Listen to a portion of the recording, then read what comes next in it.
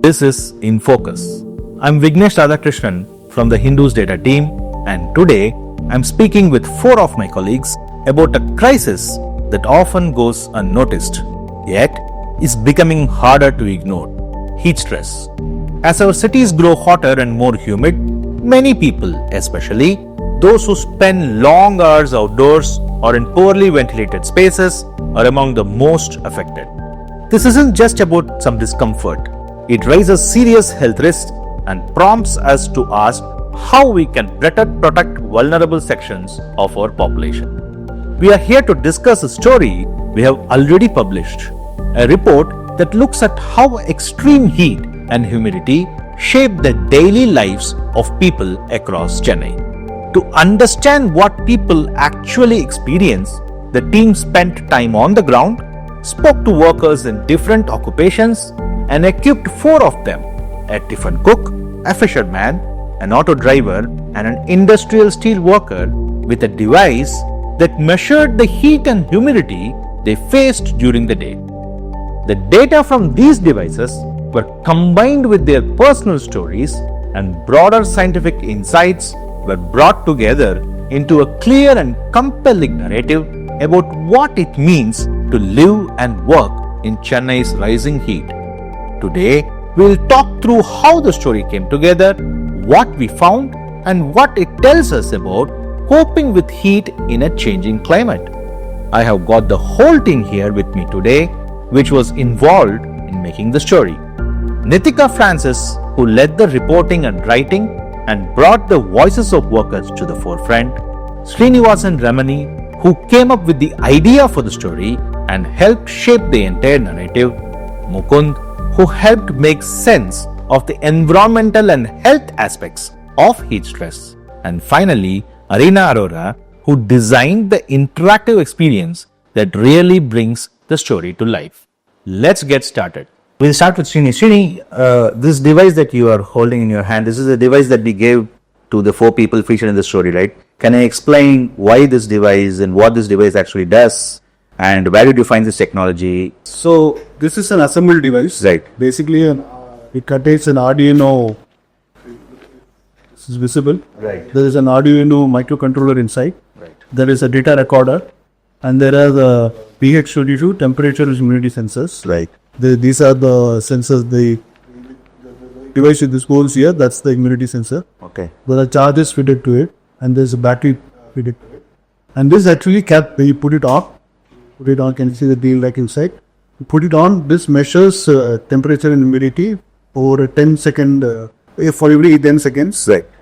Over a day. The data is stored on an SD card. Right. We don't have the SD card here, but normally we have the SD card stored somewhere here, and we get the data in the SD card. Like, how did you come to know about this device? Somebody suggested it to you? Or? Can I give you a short answer? Or Right. A short answer will be better. So, yes. Yeah. I was aware of Arduino devices for close to two decades. Someone who was part of the open source software movement a couple of decades ago. We were told about the another revolution that was growing in terms of open source hardware, the use of Arduino. And in my previous gig as a journalist in economic and political degree, I had actually commissioned someone to write, an economist to write about how someone who is not trained in electronics can also use Arduino devices to make simple appliances. For example, a remote to control tube lights, Right. fans. So I was aware of these devices. But of course, it never crossed my mind that it could use these devices for collective virtuality. Yeah. That idea actually came to me when all of us saw this New York Times article. It actually talks about the differential impact of Pollution. Yes. on two different children. Right. One from an upper middle class background and one from a lower class background. How in the same city, two different people were exposed to same amount of pollution, but they were getting higher pollution readings for the child from the poorer Right. section and lower pollution readings for the child from the upper. So you took that idea and applied it for heat. Exactly. So, but that I always wanted to do a story like that. What I saw in the story was that they had used Raspberry Pi devices to store this data. Right. Right. So I also wanted to do something like that. But the other aspect about the story was that it not only contained original data measured using such devices, but it was also very good interactive. Right. That explained this differential impact very well. So I thought once we crack the interactive game, we can try something like this. Yes. And thankfully we managed to, since that Yes. side, Yeah. we have been doing interactives. Right. And so now I thought now is the time to try something okay. Like, It's very different. Like the medium is actually letting us do a new story instead of we're thinking of a story and then a medium. Yeah. so now then, of course, we can't just do what New York Times did. We had to do something fresh. And I chanced upon a video by Down to Earth Right. on YouTube that explained how heat was affecting different sections of Chennai's population. And they had actually talked about something called the heat index, which is a combination of temperature and humidity. Right. So then I consulted Mukunth, who is our property science editor, Right. and asked him, should we also do something like this in using our own devices, measure the impact of each in terms of both temperature and humidity, and he gave it me. Yeah. So this is the device we gave to the people on the four people featured on the story. So we will come to that. But I want to also tell you something about how we assembled this device. Right. 1 minute. Yes. Yes. So once we agreed that we needed to do a story of this kind by handing over these devices, Right. We wanted to take the services of a hardware engineer, Right. and that was Sanjeevi Maran, who is a hardware engineer based out in Chennai, who works in a hardware company. And we, using GenAI, I could find out that instead of Raspberry Pi devices that New York Times use, which are much more expensive, we could use Arduino-based devices. Right. That could suffice. So I gave this idea to Sanjeevi, who went on to assemble these devices. So we assembled 6 of these devices. And then we had to identify 6 respondents. So I took the help of a reporting team, and in fact, photojournalists were helpful in identifying the respondents. And once we identified the respondents, we Sanjeevi assembled the devices, ensured that they are completely charged. We added more fittings. Some of the most of the components of the device were bought on Robo.in. Right. Some we got from Dishi Street. Okay. So, and we had to also improvise based on the initial tests. And once the initial test told us that we can record data for a day, then we handed the devices to the respondents and collected the data after they held this device for a day. And then the data was from SD cards, and we transferred the data and the SD cards to our systems, and then you took out. Yeah. In fact, the devices did a very good job because it was out in the sea and near heat, and despite all that, it was able to record the data seamlessly. So it's fantastic. So let me go to the reporter on the ground who was there, interacted with them. Though it is a data story, is there any particular moment or interaction with a worker that truly revealed to you the severity of heat stress beyond what the data conveys here? So, right before I went to interview one of our respondents, Satya, Right. I went And with... she is the tiffin cook. Yeah, right? she's a tiffin cook and she works in Paris Corner in Chennai. Right. And she was subjected to some of the highest temperatures we reported. And before going to meet her, I actually made the cameraman stop me at the Staniya Pandan or a water stall. Right. And I filled up my water bottle and I kept drinking that throughout the interview. And I finished the interview and I realized I wanted to go and refill. And I also realized that she hadn't had a drop of water throughout the time I was with her. And I realized that she has to man her stall for quite a long time throughout the day, and she doesn't really have the privilege to go out and fill up the water again and again. And she also weirdly enough, doesn't like drinking water because whatever water she does have immediate access to is hot. Right. So she just, even when she's thirsty, she just pretends it's not happening and just doesn't drink water. Right. So that highlighted the differences in our experiences with heat, considering I am in this office and she's out there. And you also told me that she doesn't drink water often because she has to use public restrooms. Yeah, so actually as someone who's very conscious about UTIs, which are urinary tract infections, Right. and how prone women are to, getting them, I always refill water bottles. So, she never drinks water, she never uses the restroom, and when she does use the restroom, it's the public restroom, which is nearby in Paris. It's pretty unclean. Right. And she has fought with the municipal corporation a few times and it hasn't resulted in anything. So yeah, heat stress is obviously pervasive to everyone, but I think the specificity of her situation kind of highlighted how it can affect women everywhere. Right. Yeah. So it's not just the heat, but she's not able to even fight it by drinking water, Yeah. which is the basic recourse. Yeah. Right? Yeah. So that is, thank you for that. We were able to understand it.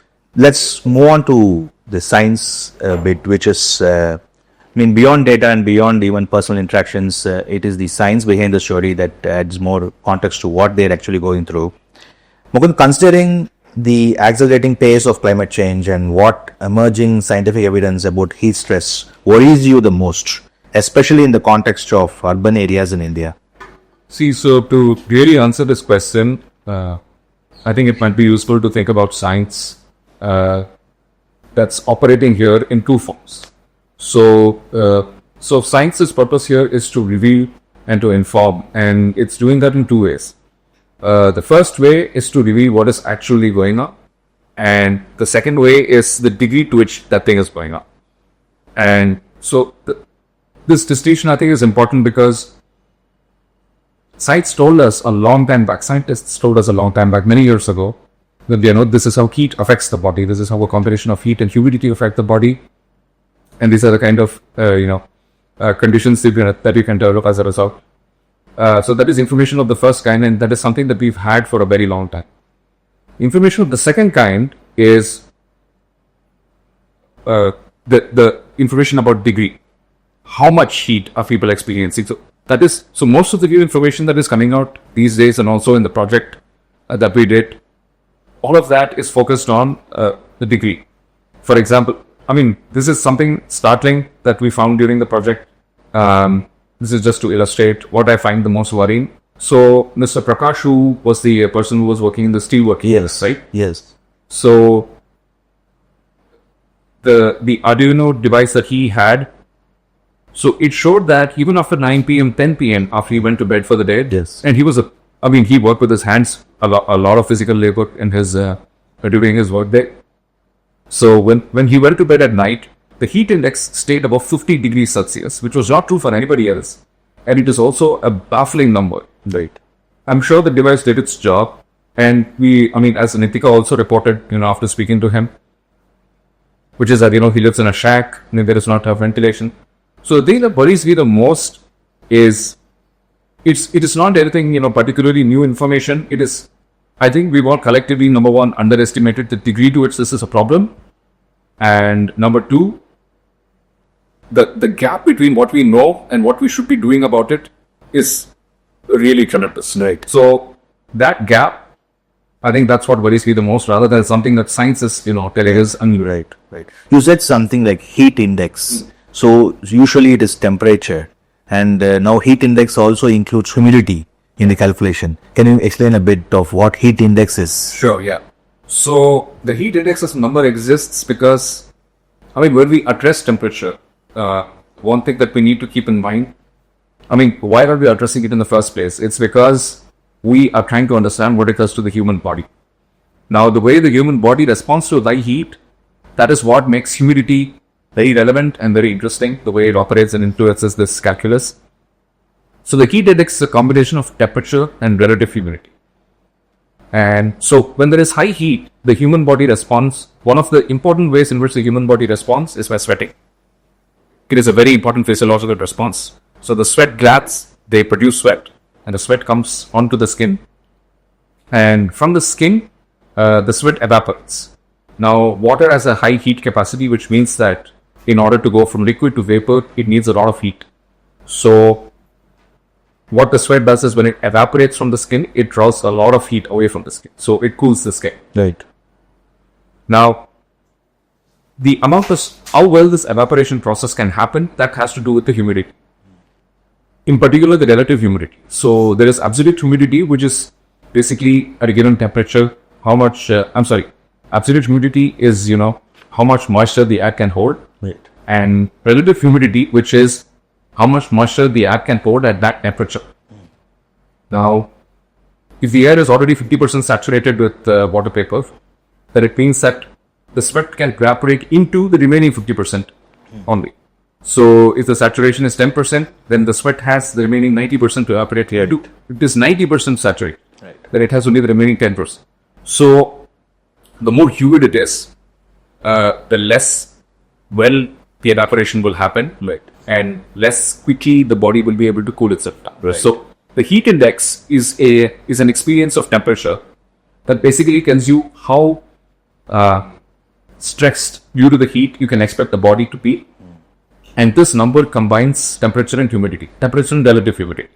So that's what the heat index means. It combines humidity with temperature and basically describes how much heat stress the body is experiencing. Right.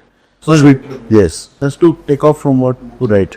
So this, how did we measure this heat index? I used a formula given by the NOAA, which combined these two variables. Okay.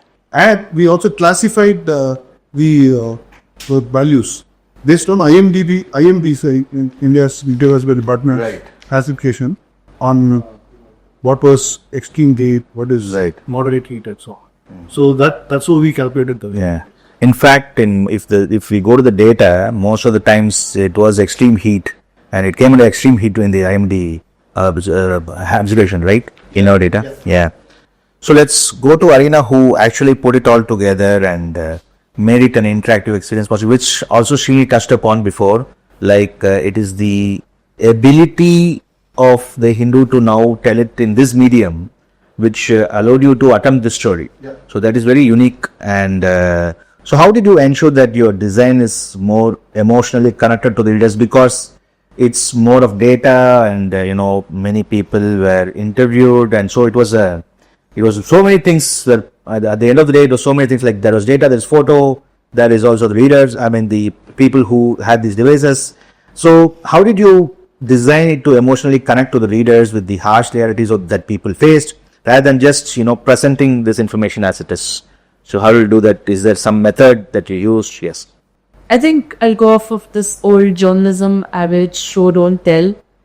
We really relied on that, just to illustrate their daily routines in 9 a.m.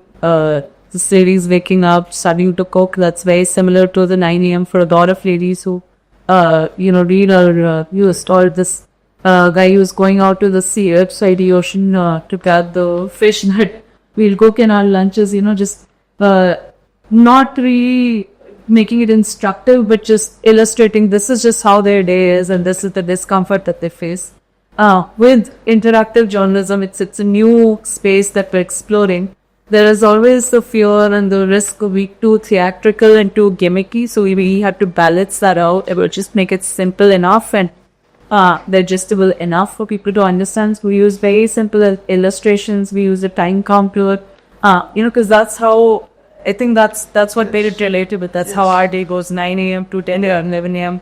That's how So it was a conscious decision to actually let the readers explore as time goes how the heat increases, instead of just presenting it as it is. 100%. And with the help of our very brilliant illustrators, just putting very simple drawings next to those temperature and heat index readings, waking up, being in the chariot, going to work. Those are images that we can all relate to. But we really had to be very clear that we balance out the information we're trying to convey with these, bells and whistles of our interactive journalism, not to make that the distraction or to make that the point. Right. So, and to add to that, I think Nitika was really helpful in telling me how our interviews went. I think the biggest challenge for me was to be able to draw those visions, from people who collected the data, from people who were asked, interviewing from the camera people, just bringing it all together. Right. That brings me back to you, Shini. When we saw the data, actually, some of the data were unbelievable. Like its heat index it was 69 degrees, 68 degrees, and in fact the lowest I remember was 58 or something like that for that industrial steel worker. For fisherman, it was it's very high, 69 at 2 and 12 o'clock or 1 o'clock when he's actually fishing and coming back. So were you surprised by this data? This is also something very hard to convey to the readers, because they have never experienced, even understood something like this. Absolutely. Yes. Complete surprised me. Right. I'll go back to when I had this idea of doing this story. I was always apprehensive that we got the idea a bit late. Right. Because May is when we have what is called Katri Whale, Yes. Chennai, hottest period in Chennai. And I thought we missed the bus. We should have probably done the story in May. But Mukunth told me that it's not too late because humidity levels are still very high Right. in June. So both of us will look for days when we thought rains were not Right. going to be a major disruptor in the heat. Right. And we identified June 9th as one of those days. And my thinking was that we would find that while extreme heat would be there for some people, like people who go to fish in the oceans Right. and so on, they would feel maximum discomfort. But I thought others would be relatively, Yes. it would be relatively, Less only for this. Yeah. yeah. But the data actually Yeah. is completely surprising. And it actually, like what Mukunth told us, we know that heat is a problem. We know This much of a problem. Yes. Yeah. Yeah. extreme up. And it was sobering. Right. We know that people from the working class, are subject to such harsh conditions. You don't get there. You do get there living. In fact, because it did not come down much in the night, I think one of the people told that they have to sleep outside, which they can't do because they have a small baby and safety issues. Yeah, so this much of this data, we didn't expect this data. Yeah, and some things can't be just ruled by data. Yes. I think we made a conscious decision to send Nitika over and Right. do a good job of asking these people how their days went. Right. Because this information can't be just pulled by data. Right. The fact that people from fishing communities use the beach in Patinambakan and Nichikupam, those areas, as places to go to sleep. Right. Is not the meaning. Right. But the fact that young families are afraid of doing that because they don't want to risk, Yes. taking the young children to the open was not something we'll know. Yes. So this endeavor actually helped us to understand various facets of working class life beyond just the impact of heat, the indirect impact. Yeah. So that brings me back to Nitika. Heat stress is often invisible, right? And easily overlooked compared to other, more dramatic natural disasters, right? So how did you approach the story to make sure readers understood the urgency of this, if I can call it a silent crisis? So I think personally, narrating all of these elements is like what made it seem as extreme as it is. Right. But I guess something that I kept in mind when I was, writing for these slides, when we were making the impact and everything, is to make sure that the heat never escapes the reader. Right. In the sense that every slide has to show some way in which the person is either experiencing the heat or coping with the heat. Right. So, it's invisible, but it's also present in every single part of the review. So, you see, when you're scrolling, you see like an image of a baby, you think, oh, it's a baby. But no, it's actually about, like you guys said, the safety situation because of the heat. Every single detail of their lives is in some way influenced by the heat. In fact, I remember when reading the story, you had given small anecdotes like this woman taking a pallu and... Yeah, that was the immediate thing that stood out to me. It was almost second nature to her to just, wipe her face with it. It's I saw it in her mother. And I also got a sense when reading the story that some of them actually don't take it much seriously. It's like, for example, the steel worker just said, I'm drinking some water. Is it not enough to beat the heat? Exactly. Yeah. I was going to get to that. Right. Even the ignorance that this person displays, so a steel worker displays, that is symptomatic of how invisible this disaster is. Right. So I'll go back to Areena who put it all together again. So the problem is the biggest challenge is visually representing heat stress. And given that it involves, there is so much of scientific concepts and there is humidity, there is temperature. And building on that, how do you think interactive storytelling changes how audience engage with and understand climate issues and compared to traditional print journalism, especially with, something as intangible as heat stress? It's very difficult to fathom, right? Yeah. So. I think there's a little bit of a tragic reason there, but in the sense that as, our society, our attention spans are kind of shrinking, like myself included. So with with a topic as important, as you got to get a silent crisis or something as important as heat index, heat stress, in the people who are we live among, the idea to use an interactive with very intentional design choices, dark mode, bright color highlights, a very simple light chart, just with highlighting, annotating the temperature peaks. All of those are very intentional choices that we made. And then making it simple enough that it works seamlessly on mobile devices, which is, what most people consume, how most people consume their news. So, the challenge was respecting traditional long-form print journalism, but making it accessible and making it available to people where they are. Interactives can be a little bit gimmicky, but we wanted this to be just gimmicky enough that it pulls our readers' attention. Right. And then they grasp that this is a real problem. Yeah. When you're cooking, when your parents are cooking at home, you don't necessarily think that one roti, little rice would expose somebody to such high temperatures. So when you read about Satya, it's a nice soft reminder, these are problems even in your air-conditioned homes, and especially so aggravated outside of your air-conditioned homes. So you wanted those, in one point maybe have stories of all our four characters, the temperatures on the left side, this text flowing on the right side. We use subtle coloring to pull the reader and show that this is an extreme desktop photos. I believe warning state of with inspiration from those. Right. All of those in the intentional choices. That is correct.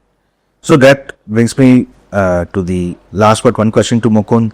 Like, if policymakers are actually listening to this conversation, what's the single most critical scientific insight about heat stress you would want them to take away, something that should directly shape public health policies? Okay, so one thing that stood out to me came from Nitika's reporting, as well as from the data. So when we asked these participants, Right. what sort of help they would like, how they would like the state to support them, all of the answers that they provided, they had a common theme, which is that they were simple interventions. Correct. So none of the interventions, none of the changes that they liked in their lives were complex. Yes. Now, our project was based in Chennai, and Tamil Nadu as a state has developed some more than most progressive policies regarding dealing with high heat. Right. But what the project also very clearly revealed is that the cap mainly is an air force. Now, again, to circle back to the something I said earlier, which is that, the science is not dealing something very new here. The insights that we're getting are again reminders, as we've seen with so many other stories with temperature changes, that the science is settled. Right. There is nothing new. We know exactly what is going on. It is what we are choosing or not choosing to do about it. So, if policymakers are listening to this conversation, then what I would like them to take away is that the way heat stress accumulates in the body, the easiest thing to do is to interrupt that accumulation and to do that at periodic intervals. And finally, doing that is very, very inexpensive. Okay. And rather than going for high-front solutions. So, for example, many of them said that, they would like access to clean water. Yes. Right? So, and number two, if you're working, take breaks. Right. In shake. Number three, living basis, working basis that have ventilation. Right. Ventilation is just fresh air blowing through the room. Right. It is not something very complicated, but when you go ahead and when you design buildings, either not pay attention to the ventilation, Right. or actively ignoring, Right. thinking that so Yeah. that is three. Fourth one, of course, especially for the women, but also for the men, clean bathrooms, the hobby toilets. So these are not high-tech solutions. These are very simple interventions that need to be in place to deal with high heat. So think about this. We're thinking about something that we called a silent disaster, a silent crisis. Yes. But the solutions are very inexpensive, Right. and very accessible, and the infrastructure for most of it already exists. Correct. So if policymakers are listening to this, the problem is right now in Tamil Nadu at least enforcement, and where policies do not exist yet, policy plus enforcement. But it is the next factor. Yeah. So basically, keep it simple, but do it. Yeah, you have to do it. Right. And so heat stress, the basic solution is to keep interrupting the accumulation of heat. That's right. So finally, we'll come back to Srini and then we'll end this podcast. Srini, I heard that you are actually doing one more project which is similar to this. I can say an extension of this. Why are you doing it and what is it? Still in correct. That stays right. So we want our readers to be excited and then deliver. But just to take off from what Gun said, right? One thing we mentioned was the availability of shaded areas, right? And we know that in Chennai there are parks and there are places even nearby working class areas that provide about shaded comfort. Right. But unfortunately, and I've also seen that these parks are closed during the period when people experience heat stress, that is from 9 in the morning to late noon. Yeah, but there is a recent decision where they have decided to keep it open, but yeah. So I just wanted to study that. A researcher reached out to us and I said if we can use those devices that we have to show the differential impact of being in the shaded area or not being in the shaded area, to influence policy, because to understand that this is something, Especially in the afternoon. especially in the Yeah. that's something and our health editor actually reached out and said that she wanted to do something on understanding the effect of heat stress on the body. Right. So she said she would like an interactive story to be done. So that is something also but apart from heat, just the whole idea of using these devices. Yes. I think this is open. You and I have been Yeah. into data import. I don't think we have done something like this.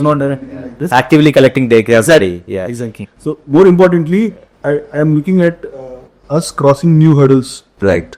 new frontiers. It's And I think now that we know that there is a possibility of not just doing data journalism using devices, but also in primary and yes, primary data. Yes.